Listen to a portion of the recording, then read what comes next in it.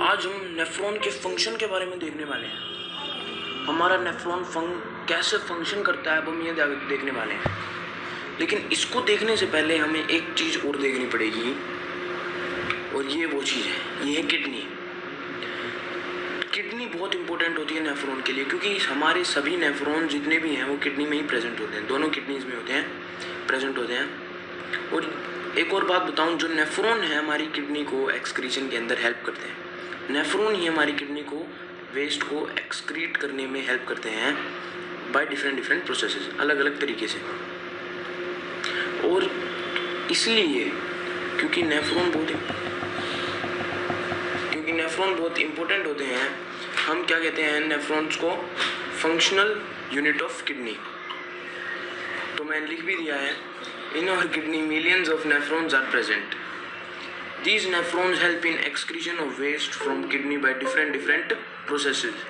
So due to this we call nephrons as functional unit of kidney. मुझे लग रहा है आपको ये बात समझ में आई होगी कि नेफ्रॉन को हम फंक्शनल यूनिट ऑफ किडनी क्यों कहते हैं। तो अब हम देखने वाले हैं एक और इम्पोर्टेंट चीज़ नेफ्रॉन के बारे में, और वो है स्ट्रक्चर ऑफ नेफ्रॉन। नेफ्रॉन के स्ट्रक्चर के बारे में देखने वाले हैं हम। तो देखिए, अब आपको स्ट्रक्चर नज़र आ रहा होगा नेफ्रॉन का। कुछ नेफ्रॉन का डायग्राम है, ये कुछ इस तरीके का होता है। सबसे शुरू में आपको दो आर्टरीज नज़र आई होंगी। इस आर्टरी का नाम है एफरेंट आर्टियोल और इस आर्टरी का नाम है इफरेंट आर्टियोल। ये ए से शुरू होती है और ये ई से, ठीक है। अब मैं आपको एक और बात बताने वाला हूँ। अब इसके नीचे आपको नज़र आ रहे होंगे ग्लोमेरुलस। ये एक थ्रेड लाइक स्ट्रक्चर सा होता है और इसको हम कहते हैं ग्लोमेरुलस।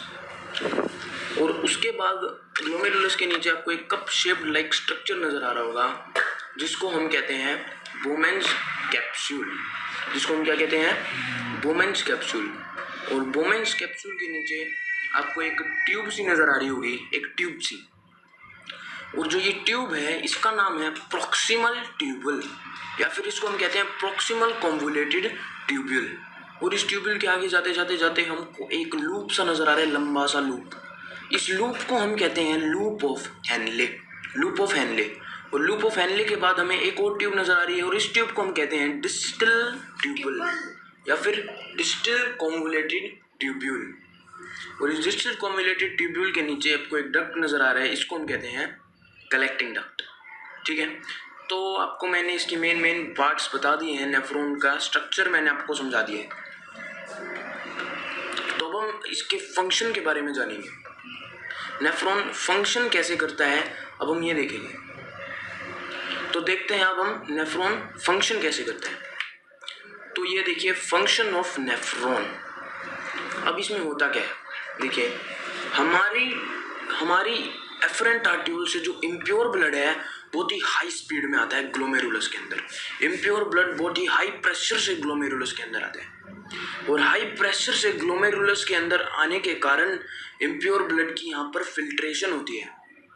और फिल्ट्रेशन के अंदर जो इम्प्योर ब्लड के अंदर इम्प्योर सब्सटेंसेस थे वो ग्लोमेरुलस और बोमेन्स कैप्सूल की वॉल्स को पार करके प्रॉक्सिमल ट्यूबल में आ जाते हैं, और जो यहाँ पर प्योर ब्लड बचता है वो इफरेंट आर्टियोल से बाहर चला जाता है, इफरेंट आर्टियोल से, ठीक है।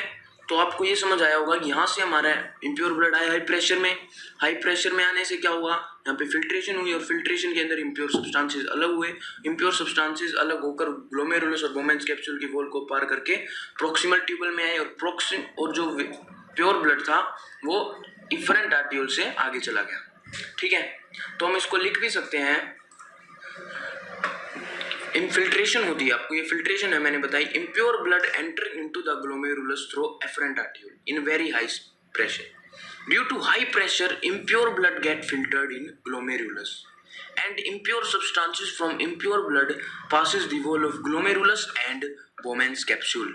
The substances which passes the wall of glomerulus and Bowman's capsule are called filtrate. जो इम्प्योर सब्सटेंसेस है जिन्होंने ग्लोमेरुलस और बोमेन्स कैप्सूल की वॉल को क्रॉस किया उसको हम कहते हैं फिल्ट्रेट। ये बात मैंने नहीं बताई थी, अब आपको पता चल गई होगी। और फिल्ट्रेट के अंदर होता क्या क्या है, ग्लूकोज होता है फिल्ट्रेट के अंदर, सोल्ट्स होते हैं, यूरिया होता है, विटामिन होते हैं और वाटर होता है, ठीक है। अब हम आगे देखते हैं। अब हम एक और प्रोसेस जानने वाले हैं और वो प्रोसेस है, उसका मैं आपको नाम बता देता हूँ क्या है। उस प्रोसेस को हम कहते हैं रीएब्जॉर्प्शन। अब देखिए रीएब्जॉर्प्शन कैसे होती है। मैंने बताया कि जो फिल्ट्रेट है वो प्रॉक्सिमल कन्वोल्यूटेड ट्यूब्यूल के अंदर आ चुका है, ठीक है। और फिल्ट्रेट के अंदर होता क्या क्या है मैंने अभी आपको बताया था। Glucose, salts, urea, vitamin and excess water होता है, ठीक है। तो जब ये ग्लूकोज, सोल्ट्स, यूरिया, विटामिन और एक्सेस वाटर जब प्रॉक्सिमल कन्वोल्यूटेड ट्यूब्यूल से आगे जाता हेलेंस लूप में आता है और हेलेंस लूप से डिस्टल ट्यूब्यूल में आता है। डिस्टल ट्यूब्यूल में जब फिल्ट्रेट आता है तो प्रोसेस होती है, तो इम्पोर्टेंट प्रोसेस होती है और वो प्रोसेस होती है रीएब्जॉर्प्शन। रीएब्जॉर्प्शन में क्या होता है कि हमने देखा कि जो ग्लूकोज है, सोल्ट्स है, यूरिया है, विटामिन और एक्सेस वाटर है, ये देखे हमने फिल्ट्रेट में। तो इसके अंदर सभी सब्सटेंस वेस्ट नहीं है, ग्लूकोज कोई वेस्ट नहीं है, सभी सोल्ट्स वेस्ट नहीं है और ना ही विटामिन वेस्ट है। तो जो वेस्ट नहीं है उनको ब्लड फिर से रीएब्जॉर्ब करता है। तो क्या होता है कि उनको ब्लड फिर से यहाँ पर डिस्टल ट्यूब्यूल के अंदर ब्लड उनको रीएब्जॉर्ब करता है और जो जिस प्रोसेस से ब्लड उनको रीएब्जॉर्ब करता है उसको हम कहते हैं ओस्मोसिस। क्योंकि डिस्टल कन्वोल्यूटेड ट्यूब्यूल के साइड बाय साइड बहुत सारी कैपिलरीज होती हैं। उन कैपिलरीज के कारण जो ग्लूकोज थे, विटामिन और सोल्ट्स थे वो उन कैपिलरीज के अंदर ओस्मोसिस के हेल्प से चले जाते हैं। तो आपको ये बात समझ में आई, मैं इसके बारे में लिख भी देता हूँ। When filtrate goes to distal tubule, important substances from filtrate like glucose, vitamins and some fats get reabsorbed by blood through osmosis. तो मुझे उम्मीद है कि आपको अब ये